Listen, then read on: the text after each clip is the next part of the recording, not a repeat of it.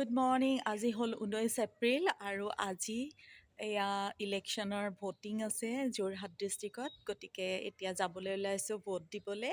আৰু এয়া পিছফালে চাওক, মই যে কৈছিলোঁ বিহুৰ সময়ত ফুলখিনি আমাৰ ফুলা নাছিলে, কপৌ ফুলখিনি এতিয়া ধুনীয়াকৈ ফুলিছে।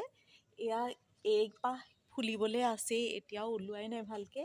এইখিনিও তলফালে ভালকৈ ফুলাই নাই। আৰু পিছফালে চাওক, এইজোপা একদম ধুনীয়াকৈ নতুন পাত ওলাইছে, ইমান ধুনীয়া লাগিছে। মানে বৰষুণ জাক পোৱাৰ লগে লগে ধুনীয়াকৈ নতুনকৈ পাতবোৰ যেতিয়া ওলায়, গছ বনবোৰ সঁচাই দেখিবলৈ বিৰাটেই ধুনীয়া হৈ যায়। আৰু বসন্তৰ ঋতুত এই কপৌ ফুলে একদম সোণত সুৱগা চৰাই, একদম দেখিবলৈ বিৰাট ভাল লাগে। আৰু ইয়াৰ লগতে এইখিনি চাওকচোন, লিলিখিনি ইমান ধুনীয়া হৈছে, একেলগতে কেইবাপাহো ফুলিছে। ৰঙাজোপা খালি বৰষুণ পাই পেলাই অকণমান বেয়া হৈ গ'ল। আৰু লগতে পিছফালে এয়া আছে নয়নতৰাখিনিও বগাখিনি ফুলিছে। ভাল লাগে এনেকৈ ফুলবোৰ চাই পেলাই, ভাল লাগে সঁচাকৈ।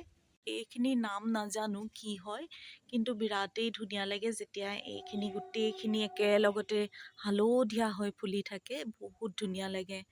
আৰু এইজোপা হ'ল এজোপা এতিয়া ফুলিবলৈ আৰম্ভ কৰিব। আৰু যোৱা বছৰ প্ৰথম ফুলিছিলে, এইবাৰ ছেকেণ্ড টাইম ফুলিবলৈ লৈছে। দুপাহ ফুলিছে মাত্ৰ, এপাহ আৰু কলি আছে, গোটেইখন কলি আৰম্ভ হৈছে আহিবলৈ। আৰু এটা সময়ত নিশ্চয় পূৰাকৈ ফুলি যাব, তেতিয়া মই পুনৰ দেখুৱাম, আপোনালোকৰ লগত শ্বেয়াৰ কৰিম। আৰু এজোপা ফুল, এইজোপা অৰ্কিডেই হয়। এইজোপা ফুলিবলৈ কলিবোৰ পেলাইছে আৰু কলি আহিছে, আৰু এতিয়াও ফুলা নাই, ফুলিব নিশ্চয় কেইদিনমানৰ পিছতে। সেইখিনিও দেখুৱাম ফুলিলে। আৰু ইয়াৰ লগতে এইফালে আৰু এজোপা কপৌ ফুল আছে, ইয়াত দুপাহ ফুল একদম ধুনীয়াকৈ ফুলি আছে, ওপৰৰ পৰা তললৈকে সম্পূৰ্ণ ফুলি হৈ গ'ল। এপাহ যে গধূলি সময়ত ইমান ধুনীয়া গোন্ধাই নহয়, আৰু ৰাতিপুৱা সময়তো গোন্ধায়, বিৰাট ধুনীয়া গোন্ধ ওলায়। আপোনালোকক ফুলখিনি দেখুৱালোঁ বাৰু, কিন্তু আৰু এইকেইদিন মই ভিডিঅ' দিবই পৰা নাই, কাৰণ এডিটিং কৰিবলৈ একদম সময় পোৱা নাই। গতিকে আহকচোন, এইকেইদিন মই যিখিনি ভিডিঅ' কৰি ৰাখিছিলোঁ সেইখিনি আপোনালোকৰ লগত শ্বেয়াৰ কৰোঁ। চাই যাব ভিডিঅ'টো শেষলৈকে, আৰু যদিহে ভাল পায় লাইক কৰিবলৈ নাপাহৰিব। আৰু যিসকলে ছাবস্ক্ৰাইব কৰা নাই, প্লিজ ছাবস্ক্ৰাইব কৰি ল'ব, যাতে আহিবলগীয়া ভিডিঅ'সমূহ পাই থাকে। আজি তিতাবৰলৈ হয়তো এয়া কোনোবা এজন আহিব ইলেকশ্যনৰ কাৰণে, আৰু গোটেইবোৰ টমটমবোৰ এয়া থৈ দিছে। এইফালে গাড়ী গুৰা নাই, আহোঁতেও বহুত কষ্টৰে আহিছোঁ বেলেগৰ লগত। আৰু এতিয়া খোজকাঢ়ি আহি আছোঁ স্কুলৰ পৰা। আগত গাড়ী গুৰা পাওঁ নে নাপাওঁ নাজানো। আৰু এইকেইদিন বতৰটো খুব বেয়া হৈছে, বৰষুণ দি আছে, গতিকে এতিয়া চাবলৈ আহিছোঁ। এয়া কোনো গাড়ী ৰখিবলৈ নিদিয়ে, যাবলৈ নিদিয়ে। গাড়ী পোৱা নাই, এতিয়া ৰৈ আছোঁ। আৰু এইখিনিতে বাইদেউ এগৰাকীক লগ পালোঁ।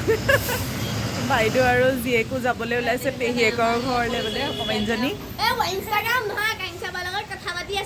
আচ্ছা, পেহীয়েকৰ জীয়েকৰ লগত কথা পাতি আছে। আৰু এতিয়া লগ পাই পেলাই মানে ৰৈ আছোঁ একেলগে যাবলৈ বুলি। আৰু হাজবেণ্ডক মাতিছে, গতিকে একেলগে যাম আৰু যোৰহাটলৈকে, সেইটো আশাৰেই ৰৈ আছোঁ। চাওক কি হয়, কাৰণ গাড়ীৰ ভিৰ দেখুৱাম। এয়া গাড়ী ভিৰ চাওক, এনেকৈয়ে আহিবলগীয়া হৈছে। গাড়ী কেতিয়া পাবহি ঠিকনা নাইকিয়া, মানে ইমানেই ভিৰ আজি। আৰু নোৱালী ৰাস্তাইদি আহি থাকোঁতে এইখিনিত আকৌ ৰ'বলগীয়া হৈছে, কোনোবা আকৌ পাৰ হৈ গৈছে। এইখিনিতে আমাক ৰখাই দিলে পুলিচবোৰে, আৰু এতিয়া গৈ আছোঁ পুনৰ ঘৰলৈ বুলি। এতিয়া আহি পেলাই যেনে তেনে পাইছোঁহি। আৰু আহোঁতে বাইদেউহঁতক লগ নোপোৱা হ'লে যে কেনেকুৱা হ'লহেঁতেন নহয়, বহুত দেৰি ৰ'লোঁ, কিন্তু গাড়ীয়েই পোৱা নাছিলোঁ। এয়া এইবাৰ বিহু বুলি আমি বেডশ্বীট 4খন ল'লোঁ, আৰু আজি এতিয়া এমাজনৰ পৰা ডেলিভাৰী হ'ল। এয়া এখন, এইখন আৰু এইখন পাৰি থৈছোঁ।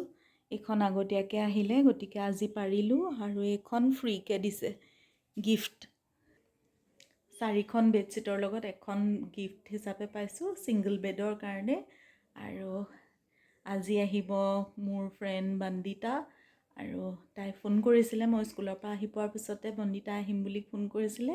গতিকে লৰালৰিকৈ তাহাঁতক খুৱাবলৈ কিবা অকণ বনালোঁ। আৰু তাহাঁতি ঘৰলৈ অহাৰ পিছত কথা বতৰা পাতি থাকোঁতে ভিডিঅ' কৰিবলৈ চব পাহৰি থাকিলোঁ। তাইৰ লগতে গ'লোঁ ওচৰতে থকা জোনালীৰ ঘৰলৈ, তাতো ইমানেই কথা পাতিলোঁ, ভিডিঅ' কৰিবলৈ চব থাকি গ'ল। ইমান বেয়া বতৰ, এয়া বৰষুণত তিতি তিতি লগুণজনীৰ ৰিচেপশ্যন আছে আজি, তাত খাবলৈ আহিছোঁ। এয়া অলকানন্দাত আছিলে, এওঁ গাড়ী পাৰ্ক কৰিবলৈ গৈছে আৰু মই এইখিনিতে ৰৈ দিছোঁ। মই অকলে অকলেনো কিনো সোমাম, সেইকাৰণে অকণমান ৰৈ দিছোঁ। আৰু আগদিনাখন যিহেতু গাড়ী নাপালোঁ স্কুললৈ অহা যোৱা কৰিবলৈ, পিছদিনাখন এওঁ মোক থ'বলৈ গৈছিলে আৰু ঘূৰি আহোঁতে অকণমান গাড়ীখন চলালোঁ। বহুত দিনৰ মূৰত চলাইছোঁ। মই ভাবি থাকোঁ অভ্যাসটো মানে ৰেগুলাৰ কৰিম বুলি, কিন্তু থাকি যায়। এনেকৈ ৰেগুলাৰলি চলালেহে অভ্যাসত আহিবগৈ। অকণমান ভয় ভয় ভাৱ এটা থাকে, ৰেগুলাৰ চলালে সেই ভয় ভাৱটো গুচি যায় বাৰু।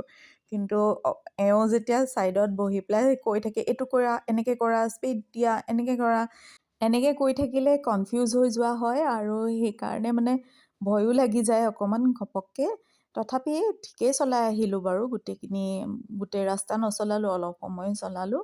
কাৰণ লাইচেঞ্চ নাই যিহেতু, ইলেকশ্যনৰ সময়, ক'ত কি কোনে ধৰিব ঠিকনা নাই। মাজৰ চোৱা অলপমান ধুনীয়াকৈ চলাই গ'লোঁ। কিন্তু তিতাবৰ গড়ালি ৰাস্তাটোত যিকেইটা পুল আছে, পুলকেইটাৰ উঠা আৰু নমা এপ্ৰ'চটো ইমানেই বেয়া নহয়। তাৰপিছতে গ'লোঁ আমি এয়া মন্দিৰলৈ। মন্দিৰত আজি বাসন্তী পূজা পাতিছিলে। প্ৰথমবাৰ বঙালীপুখুৰী মন্দিৰত আজি বাসন্তী পূজা পাতিছে। খোলাবাৰ হোৱাৰ কাৰণে মানুহ বহুতেই কম, কিন্তু তথাপি যিসকল মহিলাসকল আহিছে আৰু মহিলাসকলে আয়োজন কৰিছে ইয়াতে বাসন্তী পূজাভাগ। কাৰণ আগতে ইয়াত হোৱা নাছিলে, প্ৰথমবাৰৰ কাৰণে এইবাৰ পাতিছে। আৰু অহা 5 বছৰলৈকে পূৰা মূৰ্তি দিয়া হৈ গৈছে। সকলোৱে, যিসকল ব্যক্তিয়ে মূৰ্তি দিব বিচাৰিছিলে অলৰেডি 5 বছৰৰ কাৰণে দিয়া হৈ গ'ল। 3 বছৰ পাতিম বুলি ভাবিছিলে যদিও এতিয়া 5 বছৰলৈকে মূৰ্তি দিয়া হৈছে। গতিকে এনেকৈ যদি হৈ থাকে তেনেহ'লে হয়তো এইভাগ পূজাও কণ্টিনিউ হৈ থাকিব। এয়া হোম হৈ আছে, নৱমী হোম হোৱাৰ পিছতে কুমাৰী পূজাও হ'ল আৰু তাতে বহুত দেৰি হ'ল। আৰু ঘৰতে একো বনাই থৈও যোৱা নাছিলোঁ। মই স্কুললৈ ৰাতিপুৱা যোৱাৰ সময়ত দাইল ভাজিকণ আছিলে বাৰু, ভাতটো বহাবলৈ সোনকালে বোলে মই যাওঁগৈ ঘৰলৈ, ছোৱালী দুজনীক লৈ পেলাই গুচি আহিলে। মা আৰু মই অলপ সময় ৰ'লোঁ, একেবাৰে পূজা ভঙাৰ পিছত আহিছোঁ। আৰু তাতে তোলা কেইখনমান ফটো আপোনালোকৰ লগতো শ্বেয়াৰ কৰিছোঁ, চাওকচোন।